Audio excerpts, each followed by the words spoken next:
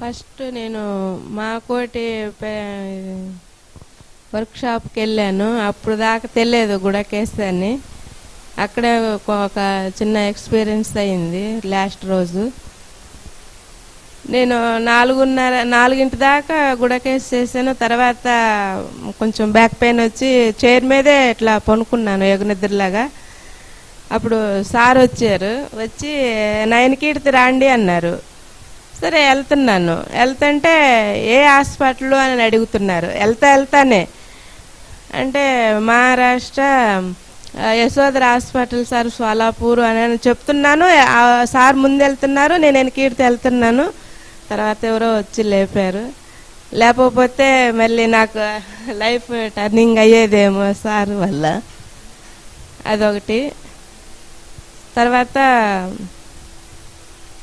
గాణగాపూర్ వర్క్షాప్లో మంచి ఎక్స్పీరియన్స్ అయింది. తర్వాత మిస్ చేసుకోకూడదని గాణగాపూర్ వెళ్ళాము. అక్కడ సారు ఓపెన్ ఐస్ మెడిటేషన్ చేయించేటప్పుడు బాగా చూశాను. నాకు ఓన్లీ ఎనర్జీ తీసుకోవటమే అలవాటు అయిపోయింది. అప్పటి నుంచి ఇయటం అనేది అలవాటు లేకపోయా, తెలియపోయా. అది బాగుంది. అప్పుడు సార్ ఫేస్లో నాకు కృష్ణుడు ముఖం, బాడీ సార్దే ఉంది, ముఖం వరకు కృష్ణుడు ముఖం కనిపించింది సార్లో. అదొక ఎక్స్పీరియన్స్ గంగాపూర్ వర్క్షాప్లో.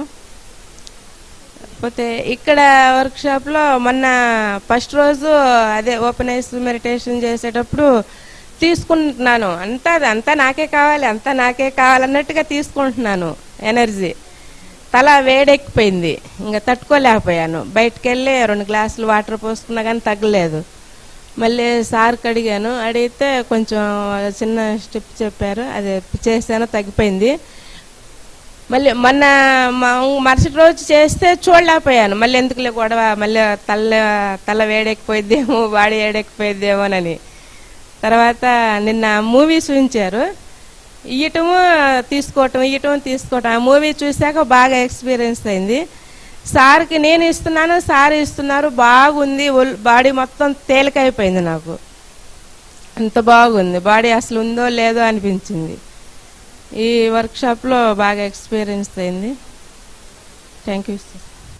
మా కోటి వర్క్షాప్లో ఏమి జరిగిందంటే సారు ఎప్పుడు 24 అవర్స్ బ్రహ్మానంద స్థితిలో ఉండాలి. ఏ టైం ఏది జరిగినా దానికి ఏమి బాధపడకూడదు, బ్రహ్మానంద స్థితిలో ఉంటామని ప్రతిజ్ఞ చేయండి అన్నారు.